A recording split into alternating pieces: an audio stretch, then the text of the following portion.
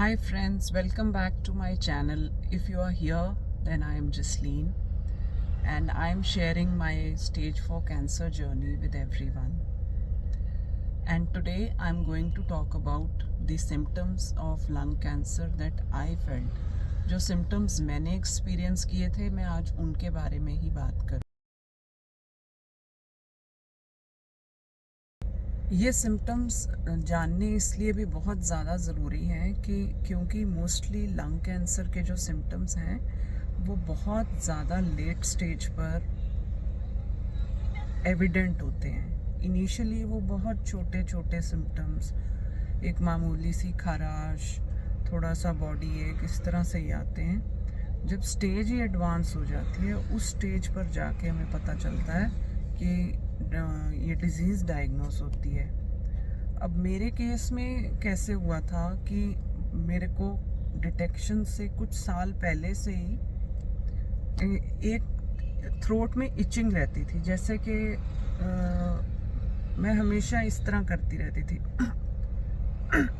जैसे हम अपनी थ्रोट क्लियर करने की कोशिश नहीं करते हैं, जैसे कुछ खाया है और गले में फंस गया है. और ये मेरे को बड़ी नेचुरल इंस्टिंक्ट होती रहती थी. हर थोड़ी देर में मुझे ऐसा करना पड़ता था. अगर मैं नहीं करती थी तो मेरे को एक अलग ही डिस्कम्फर्ट होता था इस चीज़ से. ये एक्चुअली मेरा लंग कैंसर जब डिटेक्ट हो रहा था उस दौरान बीच में कोविड भी आ गया था. मतलब मेरे डिटेक्शन से कुछ टाइम पहले, मेरी डिटेक्शन हुई है 2022 में और 2020 में हम सबको कोविड हुआ था, मुझे भी कोविड हुआ था. और उससे पहले फ्रैंकली था ये, बट इतना कभी ध्यान नहीं दिया कि मैं कर रही हूँ. मेरे कुछ रिलेटिव्स ये चीज़ पॉइंट आउट करते थे. इमीडिएट फैमिली मेरी इस चीज़ से वो भी यूज टू हो गई थी मैं करना, एंड उनको भी लगना कि खाना है या जैसे भी है, जैसे हम यूज टू हो जाते हैं इन सिम्टम से. नेक्स्ट चीज़ मुझे जो बहुत फील होती थी, वो भी काफ़ी पहले से फील होती थी, कि मेरे मुंह में ना अनएक्सपेक्टेडली कुछ जैसे ग्लूई चीज़ मेरे को लगता था कि निकल आई है. थोड़ा गला खराश करने पे मेरे मुंह में से कुछ एक ग्लूई सी चीज़ निकल रही है. जैसे हम बोलें एक रेशा, कोई थ्रेड लाइक चीज़ निकल रही है. वो अंदर थ्रोट से ही निकलती थी. जैसे बात आगे हुई और ये चीज़ फिर डेवलप हो गई कॉफ. ऐसा नहीं कि मुझे बहुत लंबा खांसी का सीक्वेंस चलता था, पर इस तरह से मैं आपको करके बता रही हूँ, ऐसे मुझे होना शुरू हुआ. तो भी फैमिली ने बड़ा पॉइंट आउट करना शुरू किया, तो ऐसे क्यों कर रही है. बट मेरे पास कोई आंसर नहीं होता था, क्योंकि मुझे भी नहीं मालूम था कि ऐसा क्यों हो रहा है. ऑल दिस वाइल ऐसे चलते चलते चलते हाँ, एक करीब 1.5 साल पहले ही ऐसी फीलिंग आनी शुरू हो, क्योंकि मेरा स्टेज 4 था. जो 1 साल पहले ही मेरे को एक बॉडी में आपको फीलिंग आती है कि आप you are feeling good about yourself, मतलब कि आपको अच्छा फील हो रहा है, एनर्जी फील हो रही है. वो चीज़ मिसिंग होनी शुरू हो गई थी.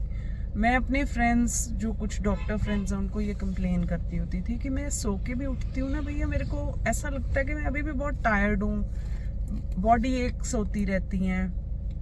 सो ये एक बहुत बड़ा नोटिसेबल चेंज होता है कि आपको बॉडी एक हो रही है. अगली स्टेज में जाके आपको फीवर भी रहना शुरू हो जाता है, और वो इतना ग्रेजुअल प्रोसेस होता है फीवर आने का कि जैसे बहुत ग्रेजुअली वो बॉडी में फीवर बढ़ना शुरू होता है कि आपकी बॉडी एक किस्म से यूज टू तो हो जाती है उस चीज़ को लेके, पर आप थके थके सारा टाइम रहते हैं. फिर नेक्स्ट सिम्टम जो मेरे केस में था कि मेरा कम्प्लेक्शन जो है ना येलोइश टोन पे आना शुरू हो गया था. फैमिली ने कहना शुरू कर दिया था कि आप अनीमिक हो. नाउ बीइंग अ फीमेल, और मेरे को ऐसा लगता था कि मंथली ब्लड लॉस हो जाता है and maybe I am turning anaemic, and हम ये चीज़ें इग्नोर करते रहते हैं. जो कि मैं सबको कहना चाहूँगी, ये जो सिम्टम्स मैं बता रही हूँ बिल्कुल भी नहीं हमें इग्नोर करने चाहिए. They are very very important symptoms. आपकी भूख कम होनी शुरू हो जाएगी, वो भी सारा एक ग्रेजुअल प्रोसेस है, आप रियलाइज़ नहीं करते हो, आपकी भूख कम होनी शुरू हो गई है।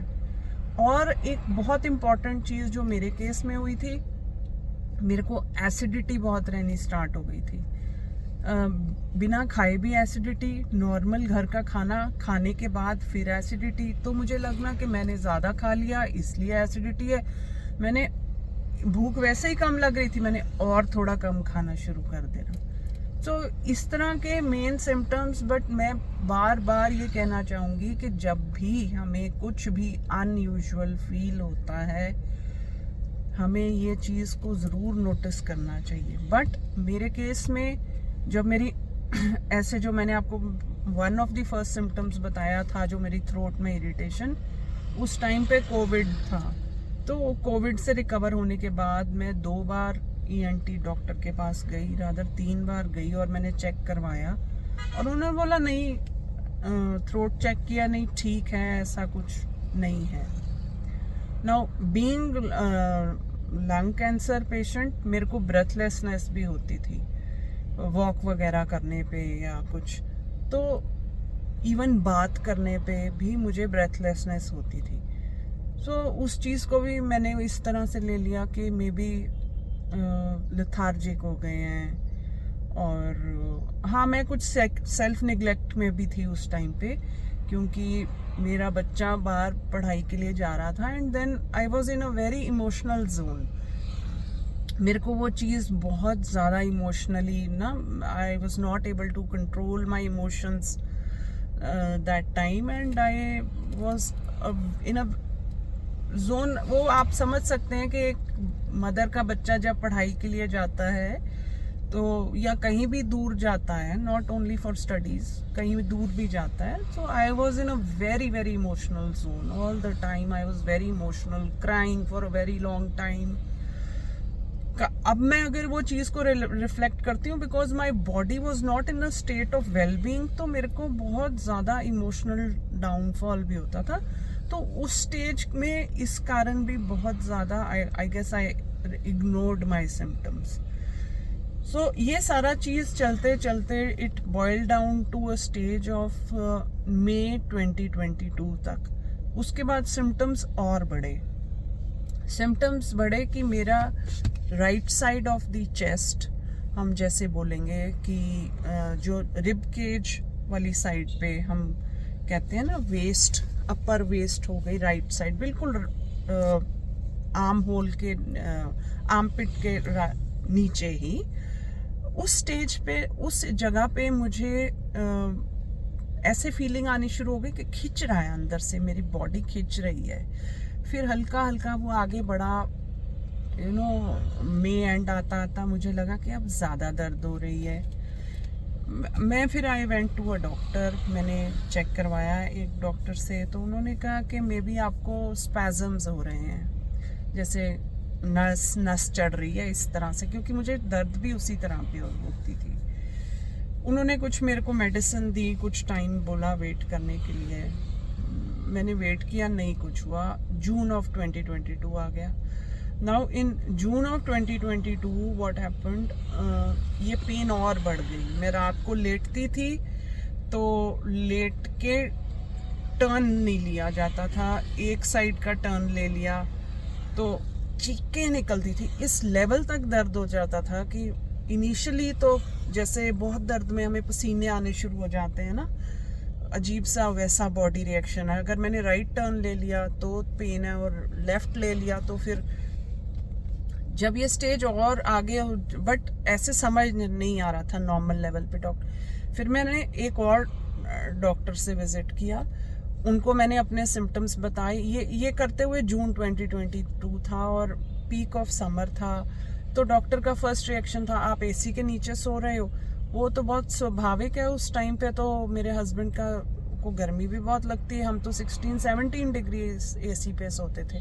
तो उन्होंने बोला आप एसी से थोड़ी देर परहेज करो। सो मैं अलग जाके एक डिफरेंट रूम में विद फैन भी 1 हफ्ता सोई। उसके बाद उन्होंने ये सब करते करते जून का एंड हो गया एंड देन उन्होंने बोला कि 1 हफ्ता भी अगर आपका ये नहीं ठीक होगा, उसके बाद आप सिटी स्कैन करा के मेरे पास आना। मैंने उस बात को फिर इग्नोर किया। मैं सिटी स्कैन की क्या इतनी ज़्यादा ज़रूरत, सिटी स्कैन की क्या है। खैर एनीवेज वो करते करते सिचुएशन एक हफ्ता भी निकल गया। देन हमने एक और डॉक्टर को स्विच किया, इंटरनल मेडिसिन के डॉक्टर। जब मैंने उनको अपनी ये सारी प्रॉब्लम बताई, उन्होंने इंस्टेंटली मुझे कहा कि आप चेस्ट एक्सरे करवा के आओ। मैं चेस्ट एक्सरे करवा के आई। चेस्ट एक्सरे करवाया तो उसमें उन्होंने बोला कुछ फ्लूइड है, टैप करवाओ चेस्ट में, लंग में, राइट लंग में कोई फ्लूइड है, आप उसको निकलवाओ वो फ्लूइड। और मैं घबरा गई। मैं फटाफट से, वो मैं अकेली गई थी, मैं घर चली गई। मैंने हस्बैंड को बोला, साथ में लिया, बहुत करेज गैदर किया, आके वो पानी निकलवाया।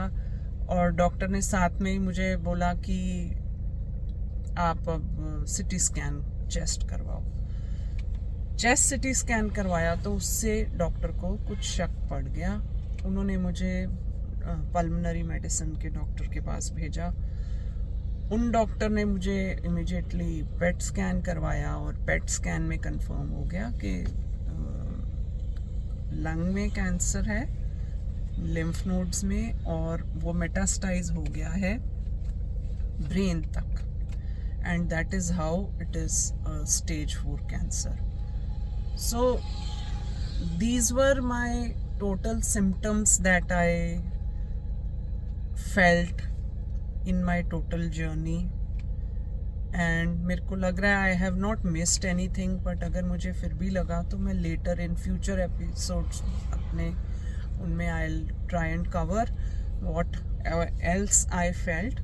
बट एक चीज़ मैं बार बार हर एक को बोलना चाहती हूँ कि भगवान ना करे किसी को ये क्या कोई भी बीमारी हो, बट ये जितने भी सिम्टम्स हैं, और इनको कभी भी हमें अपनी बॉडी को लाइटली नहीं लेना चाहिए। कोई भी ऐसा बॉडी सिग्नल देती है, मेरे केस में मेरे को बॉडी ने बहुत बार सिग्नल दिया, वो मैंने उसको कैजुअल लिया, मेरी अप्रोच कैजुअल रही, वो सब इग्नोर हुआ। मे बी ये चीज़ पहले पकड़ी जा सकती थी, मे बी ये जर्नी थोड़ी डिफरेंट भी हो सकती थी।